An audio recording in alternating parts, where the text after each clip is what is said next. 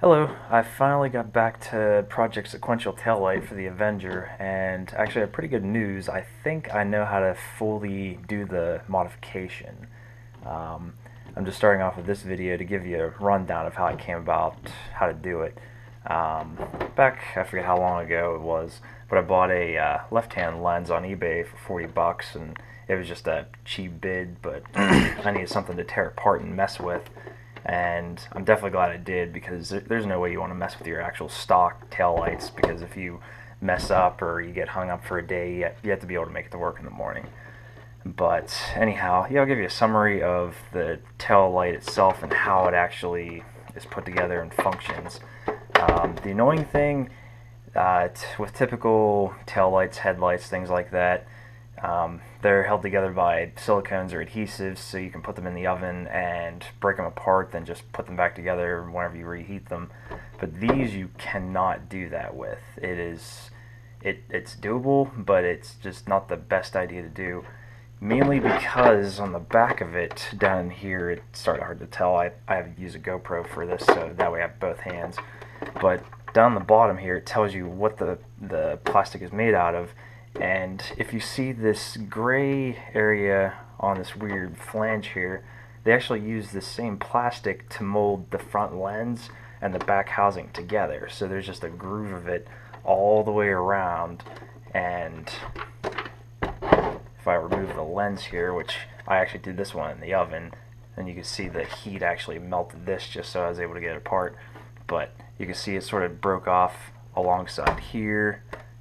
You can see down the groove it was actually molded to the plastic. So that's why I come to the conclusion that you cannot use an oven for this. You might be able to use it to get it apart, but you have to be careful for melting reasons, but also resealing. Like, how are you going to break this off and then reseal this against this edge? It's just not practical. So that was the first finding. There's screws here that allow you to get this out, and then the circuit board is actually nested down in the back housing behind this lens, which I have sitting off to the side here, but I'll get to that stuff later. So as far as getting into it, though, that was my first limitation, and let's just say I didn't actually get the front lens off, and I wanted to still get the circuit out. Being that I had this test piece, I started thinking, well, maybe if I cut the back housing apart, I can actually remove the circuit, modify it, put it back in, but also make the cut so that way I can tighten it back down and reseal it. So that's actually what I ended up doing. And you can see I already have the cut pretty much made, but I cut it so that way whenever you tighten down the screws that go into the clear part on the inside, it actually holds it down so you can actually put a bead of silicone around the entire thing. So I'll just get this apart real quick, if I can.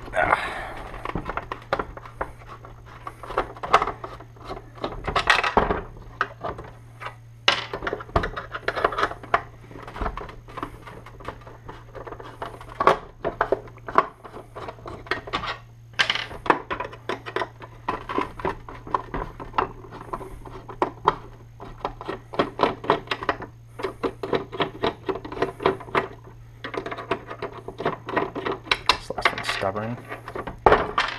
Okay, so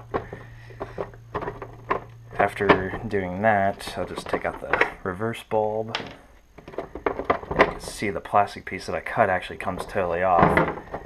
And this is what I will actually see in the unmelted lens. But this is going to be the end result. I'll have to cut it like this, screw it back down tight, and then beat around with silicone, because that's the only possible way to get into this lens without having some kind of like sealing issue or something like that. But while I have those screws out, once you take off the lens, there's this piece sandwiched between it, and if I did not cut this, then you can see how the circuit board, the full circle would be here, and then the half ring would be here. So that's just how the internals actually go. But yeah, that's my main plan for getting into the housing. And later on, I'll show you how to make the cut. And then once I get into the new one, I'll be able to show you how to do the actual circuit modification and hopefully get to a decent end result.